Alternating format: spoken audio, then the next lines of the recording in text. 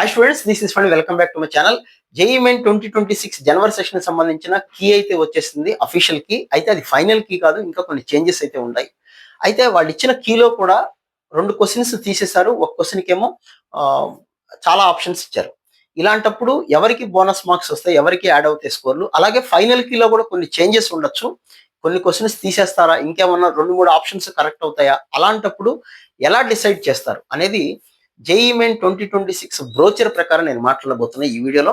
So తప్పనిసరిగా like చేసి నా వీడియోస్ అయితే చూడండి, సబ్స్క్రైబ్ చేసుకోండి, ఫ్రీ ఆఫ్ కాస్టే. అలాగే ఎవరికన్నా ఏప్రిల్ సెషన్కి సంబంధించిన మ్యాథమెటిక్స్ క్రాష్ కోర్స్ కావాలనుకుంటే క్లాసెస్ అయితే రేపు మండే నుంచి స్టార్ట్ కాకపోతే డైలీ నైట్ 8:30 to 9:30 ఉంటాయి. ఆల్రెడీ లాంగ్ టర్మ్ చెప్పినటువంటి వీడియోస్ అందులో పోస్ట్ చేశాను నేను, అవి చూసుకుంటూ ఉండొచ్చు. లైవ్ క్లాసెస్ అయితే ఇంటర్మీడియట్ ఎగ్జామ్స్ జరిగేటప్పుడు అయితే ఉండవు. రేపు 9th నుంచి 19th వరకు క్లాసెస్ ఉంటాయి. మళ్ళీ ఇంటర్మీడియట్ ఎగ్జామ్స్ అయిపోయిన వెంటనే క్లాసెస్ అయితే స్టార్ట్ అవుతాయి. సో జనవరిలో వచ్చిన ప్రతి క్వశ్చన్ కూడా అక్కడ సాల్వ్ చేయడం జరుగుతుంది, డీటెయిల్డ్ ఇన్ఫర్మేషన్ తెలుసుకోవచ్చు. So coming to the point, మనకి ఈ సంవత్సరం జనవరి సెషన్ లో జరిగినటువంటి పేపర్లలో పర్టికులర్ గా ఫిజిక్స్, నేను ఏ రోజు పేపర్ ఆ రోజు వచ్చినప్పుడు ఈ రోజు పేపర్ ఎలా ఉంది, ఆ రోజు పేపర్ ఎలా ఉంది అని డిస్కస్ చేశాను లైవ్ లో.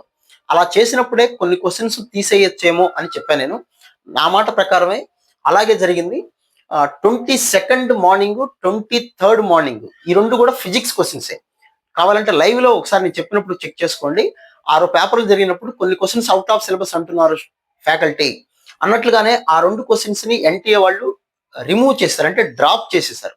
ఇలా డ్రాప్ చేయటం వల్ల 22nd మార్నింగ్ రాసిన స్టూడెంట్స్ ఎవరైతే ఉన్నారో వాళ్ళందరికీ +4 మార్క్స్ యాడ్ అవుతాయి. మీరు ఆ క్వశ్చన్ అటెంప్ట్ చేసినా చేయకపోయినా ఆ క్వశ్చన్ తీసేశారు కాబట్టి. అలాగే 23rd మార్నింగ్ కూడా ఫిజిక్స్ లోనే ఒక క్వశ్చన్ డ్రాప్ చేశారు కాబట్టి ఆ క్వశ్చన్ మీరు అటెంప్ట్ చేసినా చేయకపోయినా 23rd మార్నింగ్, 22nd మార్నింగ్ వీళ్ళందరికీ కూడా 4 మార్క్స్ యాడ్ అయినట్టే మీ స్కోర్ లో. అన్డౌటెడ్లీ మీరు ఆ క్వశ్చన్ అటెంప్ట్ చేసినా చేయకపోయినా 4 మార్క్స్ యాడ్ అవుతాయి. అలాగే 23rd ఈవినింగ్ షిఫ్ట్ లో ఫిజిక్స్ లో మళ్ళీ అది కూడా ఫిజిక్సే. ఇక్కడ కూడా 3 ఆప్షన్స్ కరెక్ట్ ఇవ్వడం జరిగింది. ఆ మూడిట్లో ఏ ఒక్కటి పెట్టినా మీకు 4 మార్క్స్ వస్తాయి. అది కాకుండా వేరే ఆప్షన్, 4th ఆప్షన్ పెట్టుకుంటే మాత్రం -1 అవుతుంది. అసలు ఆ క్వశ్చన్ అటెంప్ట్ చేయకపోతే 0 మార్క్స్ అవుతాయి. అసలు వాళ్ళు ఇచ్చిన రూల్ ఏంటి, రేపు ఎప్పుడన్నా ఫైనల్ కీలో ఎలా ఉంటాయి అనేది మనం ఒకసారి డిస్కస్ చేద్దాం. సపోజ్ ఒక క్వశ్చన్ ఉందనుకోండి, 21st క్వశ్చన్. మనకి 2 రకాల క్వశ్చన్స్ ఉంటాయి. ఒకటి ఎంసీక్యూ, అంటే 4 ఆప్షన్స్ ఉంటాయి, మీ అందరికీ తెలుసు. ఇంకొక 5 క్వశ్చన్స్ ఉంటాయి, వాటికి ఆన్సర్స్ రాయాలి, అంతే కదా. అయితే ఇక్కడ 21st క్వశ్చన్ లో మీకు ఉండేది, 21st క్వశ్చన్ లో 4 ఆప్షన్స్ లో పర్ సపోజ్ రేపు ఫైనల్ కీలో ఇప్పుడు ఒకటే కీ ఇచ్చారు. లెక్చరర్స్ అందరూ ఛాలెంజ్ చేస్తాం, మేమందరం ఛాలెంజ్ చేస్తాం, ఇదిగోండి ఈ క్వశ్చన్ కి ఆన్సర్ ఇది కూడా కరెక్ట్ అని చెప్పాం అనుకోండి. వాళ్ళు ఫైనల్ కీలో ఈ 2 ఆప్షన్స్ కరెక్ట్ అని ఇచ్చారనుకోండి, ఈ రెండిట్లో ఏది రాసినా మీకు 4 మార్క్స్ ఇస్తారు. 2 రాయాల్సిన పని లేదు, ఏదో ఒకటి రాసినా 4 మార్క్స్ ఇస్తారు. అలా కాకుండా మీరు ఈ ఆప్షన్ కానీ ఈ ఆప్షన్ కానీ పెట్టారనుకోండి, రాంగ్ అయిన ఆప్షన్స్, అప్పుడు -1. అసలు ఈ క్వశ్చనే అటెంప్ట్ చేయకపోతే 0 మార్క్స్.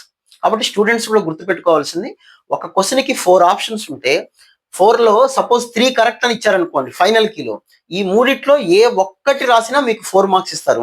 ఈ 3 రాయకుండా ఇది రాశారనుకోండి 4th ఆప్షన్, అప్పుడు -1. అసలు ఆ క్వశ్చన్ అటెంప్ట్ చేయకపోతే 0. అసలు ఆ క్వశ్చనే రాంగ్ అనుకొని తీసేశారనుకోండి, అప్పుడు అటెంప్ట్ చేసినా చేయకపోయినా అందరికీ 4 మార్క్స్ యాడ్ చేస్తారు. మరి వాట్ అబౌట్ న్యూమరికల్ క్వశ్చన్స్?